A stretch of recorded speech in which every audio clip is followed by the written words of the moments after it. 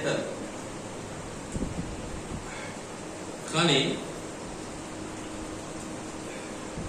అదే వాక్యమేమో దాని భావాన్ని మొత్తాన్ని ఒకేసారి ఎవరు చెప్పలేరు. కాబట్టి కొంత మనం ఆయా సమయాల్లో నేర్చుకుంటూ ఉంటాం. దాన్ని ఇప్పుడు మనము జ్ఞాపకం చేసుకోబోతున్నా. ఏమని 24వ వచనం, యేసేపు నిద్ర మేలుకొని ప్రభువు దూత తనకు ఆజ్ఞాపించిన ప్రకారము చేసి, ప్రభువు దూత తనకు ఆజ్ఞాపించిన ప్రకారము చేయటం, దేవుడు చెప్పినట్లు చేయటం. దేవుడు చెప్పినట్లు చేస్తే దేవుని యొక్క ఉద్దేశం ఏంటి? ఆయన చెప్పినట్లు మనం చేయాలి. ఆయన చెప్పిన మాట ఏంటి చూద్దాం ఒకసారి. ఇక్కడైతే మరియమ్మను చేర్చుకోవడానికి నువ్వేమి అనుమానపడవద్దు, అనుమానం వద్దు నీకు. అది దేవుని వలన కలిగినటువంటిది, నువ్వేమి డౌట్ పడద్దు. చేర్చుకున్నాడు, మాట ప్రకారం చేర్చుకున్నాడు. మాట ఎవరిది? దేవునిది. ఆజ్ఞ దేవునిది. ఆజ్ఞానుసారంగా యోసేపు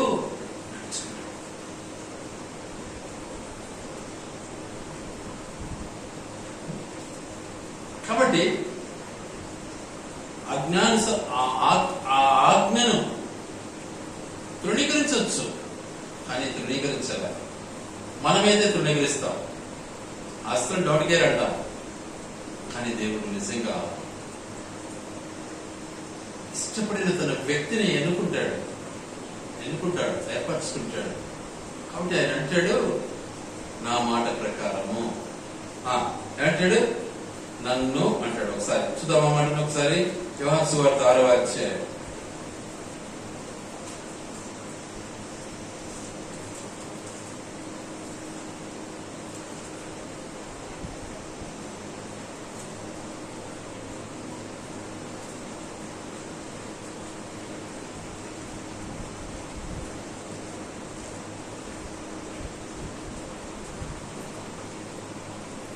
యోహాను సువార్త 6వ అధ్యాయం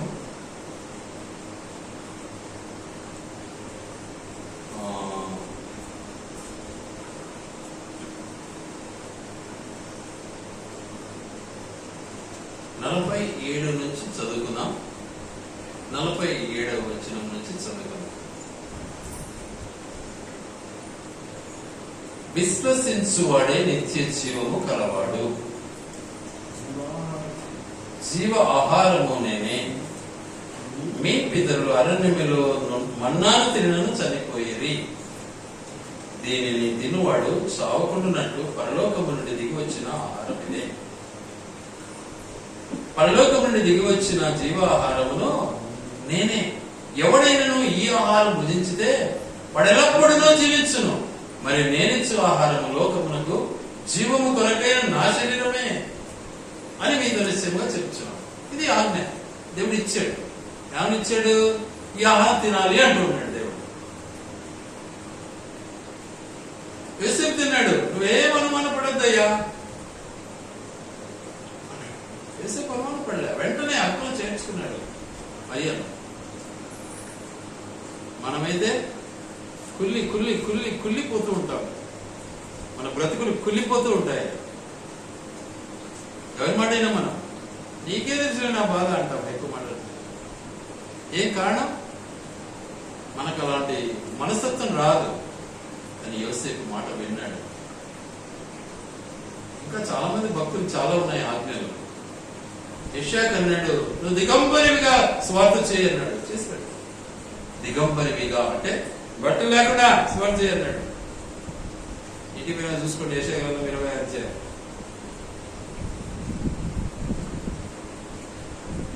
వాడు తరినా పర్వాలే, కొట్టినా పర్వాలే, ఏమన్నా కానీ నేను చెప్పింది చెప్పు వాళ్ళకి అన్నాడు. ఇర్మియాతో చెప్పాడు, కొట్టించుకున్నాడు. తీసుకుపోయి గుద్దలు పడేసినారు. ఆజ్ఞను పాటించదు. ఇది నా శరీరము, ఇది మీకు జీవాహారము అయినటువంటి నా శరీరము. ఇది లోకము కొరకు నేను ఇస్తున్నాను. లోకమునకు జీవము కొరకైన ఆహారం ఇది నా శరీరం, దీన్ని నువ్వు తినాలి. ఎలా తినాలి? ఆజ్ఞను పాటించిన వాడై ఉండాలి. ఎలా తినాలి? ప్రభువుని అంగీకరించినటువంటి వాడై ఉండాలి. ఎలా తినాలి? పరిశుద్ధతను అపేక్షించే వాడిగా ఉండాలి. ఎలా తినాలి? ఆయన మాటకు ఎదురు చెప్పకుండా జీవించేవాడై ఉండాలి. తినాలి. చూసుకోండి ఒకసారి, మనల్ని మనం పరీక్షించుకోవాలి. అందుకే అన్నాడు కొరింథీ పత్రికలో, ఏమన్నాడు? ప్రతి వాడును తను తాను పరీక్షించుకొని ఆ పాత్రలోనేది తినాలి, త్రాగాలి అన్నాడు. చాలా క్లియర్ గా అన్నాడు. ప్రతి వాడు ఏం చేసుకోవాలా? నా హృదయం శుద్ధంగా ఉందే, లోపల ఏమన్నా కల్మషం ఉందే, లోపల ఏమన్నా చెడుగు ఉందే కడుక్కోవాలి.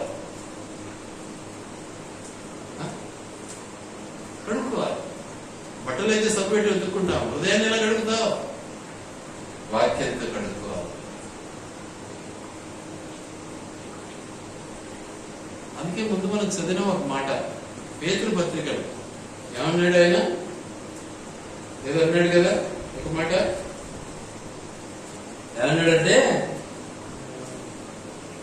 నిర్మలమైన వాక్యమును పాల వలన రక్షణ విషయంలో ఎదుగు నిమిత్తము ఆ పాలను తాగండి అన్నాడు. సరే, నిర్మలమైనటువంటి పాలు. నిర్మలమైనటువంటి పాలు ఎక్కడున్నాయి? నువ్వు ఎక్కడికి కల్తీ ఉంటాయి. దేవుని వాక్యమే నిర్మలమైనది, అందులో కల్తీ ఉండదు. అట్టి వాక్యాన్ని నువ్వేం చేయాలా? త్రాగాలట. ఆ వాక్యమై ఉన్న యేసుక్రీస్తు ప్రభు యొక్క ఆ పవిత్రమైనటువంటి రక్తమే అది.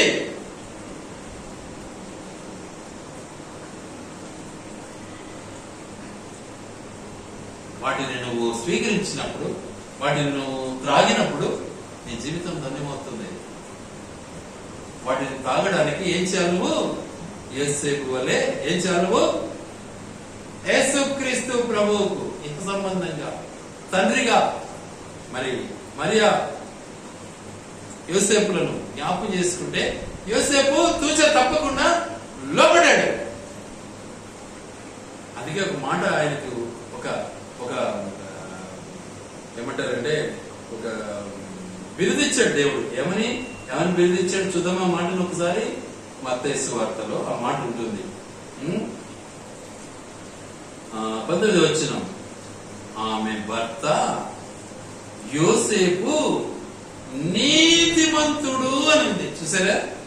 నీతిమంతుడు ఆమెను అవమానపరచనులక రహస్యముగా ఆమెను విడనాడ ఉద్దేశించాను.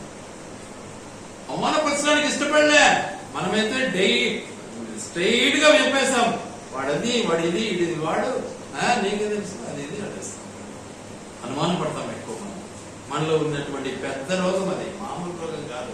అనుమానం అనేది మన శరీరం నిండా నిండి ఉంది బ్రతికంతా. అట్టి అనుమానస్తునివి నువ్వు క్రైస్తవునివి ఎలా అవుతావు? ఎలా శరీరంలో పాల్పొందడానికి నీకు అర్హత ఉంది? శాపగ్రహివి నువ్వు కాదా? యోసేపులో ఉన్నావను? మరి నీ జీవితం యోసేపులో ఉందా? ఆలోచించాలి. అందుకే ఆయనకు బిరుదు ఏమనిచ్చాడు దేవుడు? యోసేపు నీతిమంతుడు అని బిరుదిచ్చాడు. నీతిమంతుడు. కనుక నీతిమంతుడు ఒకడు లేని లోకంలో దేవుని వాక్యం లోకమంతుడు చెప్తుంది.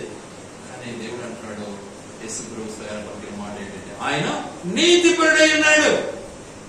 కాబట్టి ఆత్మను ఆయన ఏం చేశాడు? సంపూర్ణంగా అనుభవించడానికి ఇష్టపడ్డాడు. చెత్త ప్రభు అన్నాడు. ఏమే కానీ నువ్వు చెత్త పద. రాత్రి మాట్లాడాడు దేవుడు, మాట్లాడాడు. కాబట్టి నీ జీవితం ఎలా ఉంది ఒకసారి పరిశీలించు. ఎందుకంటే ఇప్పుడు మనం ఆయన శరీర రక్తాల్లో పాలు పొందాలి. అందుకే ఆయన ఇచ్చినటువంటి లేఖన భాగము ఏమంటుంది ఇక్కడ? చాలా స్పష్టంగా మాట్లాడుతుంది 51వ వచనం. పరలోకము నుండి దిగి వచ్చిన జీవాహారమును నేనే. నేనే అంత క్లియర్ గా ఉంది. నేను కూడా అనలే, నేనే. ఇంకొకడు ఎవరు లేడు ఈ లోకంలో వచ్చినాడట, నేనే. కాబట్టి ఏం చేయమన్నాడు? జీవము కొరకైన నా శరీరము, లోకమునకు జీవము కొరకైన నా శరీరం ఇది. లోకాన్ని అంతటిని జీవింపచేసేది నా శరీరం ఇది. మామూలు కాదు ఇది, అందాదుందా కాదు, ఏదో పొగసకాలుగా కాదు, ఏదో నీళ్ళలో మునిగి వచ్చినాడులే అనే దానికి కాదు. నీ హృదయ శుద్ధి అయిందా? నీలో మార్పు వచ్చిందా? అప్పుడు నువ్వు నిజంగా ఆయన శరీరంలో పాలి భాగస్థుని అవుతావు. మార్పు రాలేదా? శాపగ్రస్తుని అవుతావు. ఇది వాస్తవం. చాలా మంది అట్లే వెనకబడిపోతున్నారు, చాలా మంది వెనక్కి తిరిగిపోతున్నారు, చాలా మంది గటికులుగా తయారై లాస్ట్ కు ఏమైపోతున్నారు? లూసిఫర్ లేదా ఇస్కరియోతు యూదాలాగా మారిపోతున్నారు. ఏం ప్రయోజనం దానివల్ల? చూడండి, ఆలోచించండి. చాలా మంది ఈ రోజుల్లో సంఘాలలో అదే పరిస్థితి కళ్ళతో చూస్తున్నాం. ఇస్కరియోతు యూదాలాగా. దేనికోసం? డబ్బు కోసం. దేనికోసం? హోదా కోసం. లూసిఫర్ లాగా హోదా కావాలన్నా. ఆ తర్వాత ఇస్కరియోతు యూదాలాగా డబ్బు కావాలి నాకు. ఇప్పుడుండే రోగం అదే అందరిలో, చాలా మందిలో, సంఘాలలో. హాస్టల్ అదే ఉంది, విశ్వాసులకు అదే. పోతారంటారా పైకి? చూసుకోండి ఒకసారి. ఇస్కరియోతు లాగా ఉన్నావా లేకపోతే లూసిఫర్ లాగా ఉన్నావా? ఆలోచించు. యోసేపులో ఉన్నావా? ధన్యునివి. మాట ప్రకారము ఏమన్నాడు అక్కడ? మాట ప్రకారము ఏం చేశాడు ఆయన? చాలా స్పష్టంగా మాట్లాడాడు. వాక్యం చాలా స్పష్టంగా ఉంటుంది. ఆమె గర్భము ధరించినది పరిశుద్ధాత్మ వలన కలిగినది. తర్వాత ఇక్కడ అంటాడు ఒక మాట, ఆమె కుమారుని కను వరకు ఆమెను ఎరుగకుండాను పుట్టుకోలే. చూడు ఎంత పవిత్రత కలిగినటువంటి జీవితం. మాటకు నువ్వు నిలకడగా లేకపోతే నువ్వు అసలు క్రైస్తవుని కావు. అందరు చెప్పుకుంటుంటారు క్రైస్తవులని. చెప్పుకోవడం వల్ల అందరికి చాలా సులభమైపోయింది. ఇప్పుడు అందరూ అంతేనే అనుకుంటుంటారు. అట్లా చెప్పుకోవడము, బైబిల్ ఏమన్నా చదువుతుంది, ఏదో మా ఇంట్లో ఉంది, ఆ సంఖ్యలో ఉంది అంటారు. కానీ నడక అది లేదు.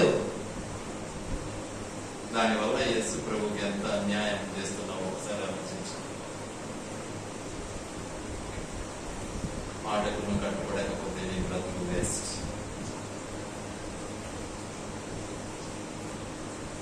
మాట ప్రకారం జీవించడం నేర్చుకో, పరీక్షించు.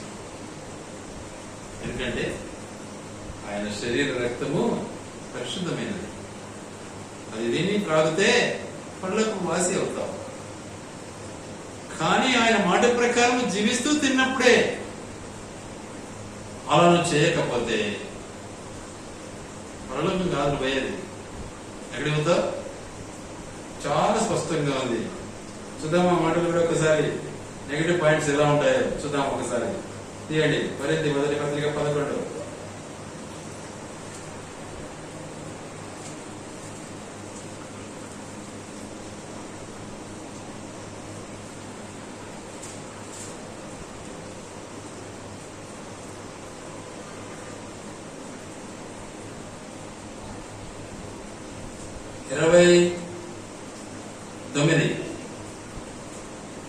ప్రభువు శరీరమని వివేచింపక తిని త్రాగువాడు తనకు శిక్షా విధి కలుగుటకే తిని త్రాగుచున్నాడు. వింటున్నారా? వినండి దయచేసి. ఎట్లా తినాలి నువ్వు? ఎట్లా పాలు పొందాలి నువ్వు? ఎలా ఆయన రక్తంలో పాలు పొందాలి? ఆయన రక్త విషయంలో ఒకసారి జ్ఞాపకం చేసుకుందాం. 10వ అధ్యాయం కొరింథీ మొదటి పత్రిక 10వ అధ్యాయం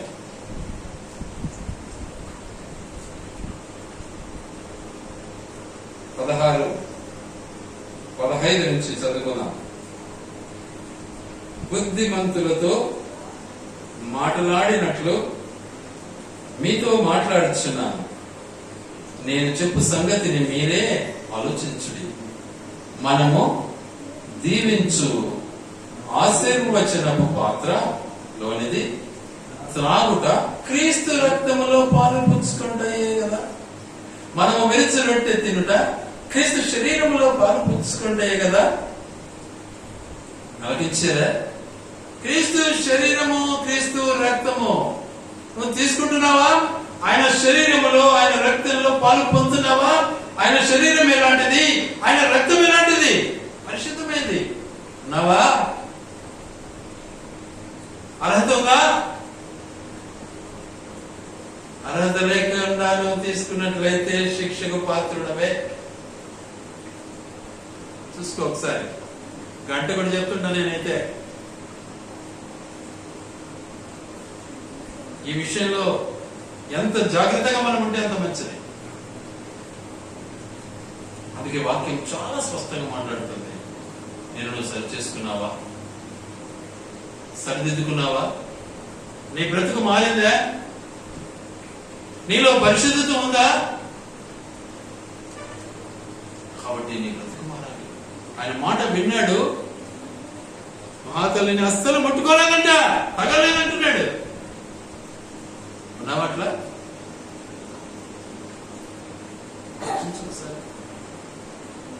నీ బ్రతుకు అలా ఉందా? లేకపోతే మార్చుకో. ఆ విధంగా మారాలి. అప్పుడే నీ జీవితం ధన్యం. అలా లేకపోతే పాత్రలో చేవేయడానికి అర్హునివి కావు. అర్హత నీకు లేదు. కనుక ప్రభు యొక్క శరీర రక్తాల్లో పాలు పొందటానికి అర్హతను సంపాదించుకోవాలి. ఎందుకంటే ఆయన నీతిమంతుడు. యోసేపు ఎవరు? నీతిమంతుడు. కనుక ఒక్క ఉదాహరణ చెప్పి ముగిస్తాం. ఇద్దరు గుడిలోనికి వెళ్ళారు. అది మీరు కావాలంటే మళ్ళా చూసుకోండి. లూకాసు వార్త 18లో ఉంటుంది అన్నమాట. ఇద్దరు, ఒకడు ధనవంతుడు, ఒకడు దరిద్రుడు. ఇద్దరు వెళ్ళారు. ఒకడు ధనవంతుడు, ఒకడు సుంకరి. ఒకడు పరిసయుడు, ఒకడు సుంకరి. ఇద్దరు వెళ్ళారు మందిరానికి. వెళ్ళి పరిసయుడు ఏం చేశాడు? పరిసయుడు అంటే ఇంకా సింహాసనం నాదే అనే టైప్ అనమాట. గర్వంతో ప్లాన్ చేశాడు. నేను వారానికి 2 సార్లు ఏం చేశాడంట? ఉపవాసం ఉంటాడు.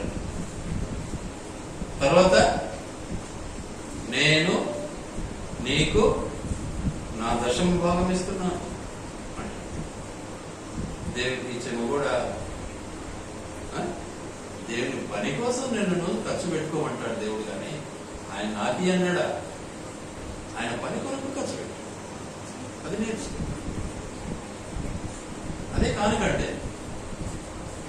ఆ తర్వాత వీనిలాగా లేను, వానిలాగా లేను, వానిలాగా లేను, వీళ్ళందరికంటే నేను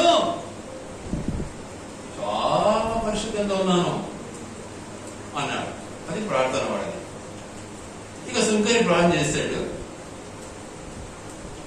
ఏమని ప్లాన్ చేశాడు? ప్రభువా, లోపలికి కూడా, నీ ఆలయం లోపలికి వచ్చేదానికి కూడా నాకు అర్హత లేదు ప్రభువా. నేను పాపిని, నన్ను క్షమించు తండ్రి, నన్ను క్షమించు, నేను పాపిని. తను తాను ఒప్పుకున్నాడు, తను తాను తగ్గించుకున్నాడు. తన యొక్క దేవుని తన హృదయంలో చేర్చుకున్నాడు. ఎవరికి వచ్చింది సమాధానం? ఇద్దరిలో సుంకరునికి వచ్చింది. ధనవంతుడికి రాలే. వాడు అహంతో నింపబడి ఉన్నాడు, గర్వంతో నింపబడి ఉన్నాడు. కాబట్టి మన బ్రతుకును ఒకసారి మనం పరీక్షించుకోవాలి. పరీక్షించుకొని ఆ రీతిగా ఆ బలలో మనం చేయి వేసినట్లయితే మనం ధనిలం అవుతాం. అలా మనము చేయి వేయకపోతే దరిద్రులమవుతాం. జ్ఞాపం చేసుకోండి. వాక్యం వింటున్నారు, కనీసం దాన్ని జ్ఞాపకం చేసుకొని ఉదయంలో చేర్చుకొని వాటి ప్రకారం బ్రతకడం నేర్చుకోవాలి. మనం నా మాట వింటే నువ్వు బ్రతుకుతావు అంటాడు దేవుడే. ఆ వాక్యము పరిశుద్ధ గ్రంథంలో 2-3 సార్లు రాయబడి ఉంది. నా మాట వింటే నువ్వు బ్రతుకుతావు అంటాడు. దావీదు మహారాజు అంటాడు ఆ మాట. ఈ వాక్యం నన్ను బ్రతికిస్తావు. యెషయా గ్రంథంలో మాట ఉంది, ఇక కొత్త నిబంధనలో మాట ఉంది. ఆయన మాట వింటే బ్రతుకుతామండి. ఆయన మాట వినకపోతే వెళ్ళిపోతాం. కాబట్టి ప్రభువులో మనం కొనసాగుదాం, పరీక్షించుకున్నాం. యేసేపులే నీతిమంతులుగా తీర్చబడదాం. నీతిమంతులుగా తీర్చడానికి ఆ నీతిమంతులైనటువంటి యేసుక్రీస్తు ప్రభు మన కొరకు కాచినటువంటి ఆ పవిత్రమైనటువంటి రక్తంలో కడుక్కుందాం, శుభ్రం చేసుకుందాం. ఆయన శరీరం రొట్టెగా, ఆయన రక్తము ద్రాక్ష రసముగా మనం అనుభవించి దాంట్లో పాలివారమై తన రాజ్యానికి వారసులం కావాలి. అది దేవుని యొక్క ఉద్దేశం. ఇప్పుడు మనం చదివిన 10వ అధ్యాయం, త్రాగడమే ఆయన రక్తంలో పాలు పొందటం కదా, తినడమే ఆయన శరీరంలో పాలు పొందటం కదా. యథావిధిగా లోకానుసారంగా నడుచుకుంటూ నీచమైన ఆలోచన కలిగి ఉండి పాలు పొందితే శాపగ్రస్తులు వేద్దాం. జాగ్రత్త. నేను అదే చెప్తూ ఉంటా ఎప్పుడు, ఇది ఆషామాషి కాదు. నీళ్ళలో మునిగినామంటే సరిపోదు. కాబట్టి ఈ లోకంలో మునుగుతున్నావు, తేలాలి. నువ్వు లోకంలో ఉండి నేను తీసుకుంటాను అంటే నష్టపోయింది. ఇదే విషయం. కాబట్టి ప్రభువులో మనం కొనసాగుదాం. దేవుడు మనకిచ్చినటువంటి గొప్ప ఆధిక్యతను మనము కలిగి ఉందాం. ఎందుకంటే వాస్తవానికి యోసేపు తన జీవితంలో ఎంత అద్భుతమైనటువంటి మరి నిర్ణయాన్ని దేవుని యందు అనుభవించడంలో ఇష్టపడ్డాడు. చూడు, ఆజ్ఞ ఇచ్చాడు. ఏం అనుమానపడద్దయ్యా, ఏం శంకించవద్దును, నీవు నీ భార్యను చేర్చుకోవడంలో ఏమి చింతపడదు. మీరు చెప్పండి, పెళ్లి కాకముందే గర్భవతి అయితే చేసుకుంటారు అసలు? పెళ్లి చేసుకోరు కదా. మరి అలాంటప్పుడు మరి ఆలోచించు. దేవుని ఆజ్ఞ, దేవుని చిత్తం, దేవుని ఆజ్ఞకు కట్టుబడినట్లయితే ఆయన చిత్త ప్రకారము ఏది చేయాలన్నది చెప్పినట్టు మనం చేయడానికి సిద్ధంగా ఉండాలి. కనుక ఆ రీతిగా దేవుడు మనకందరికి కూడా సహాయం చేయను గాక. దేవుడి మాటలు ఆయన వెనుకలు దీవించి ఆశీర్వదించును గాక.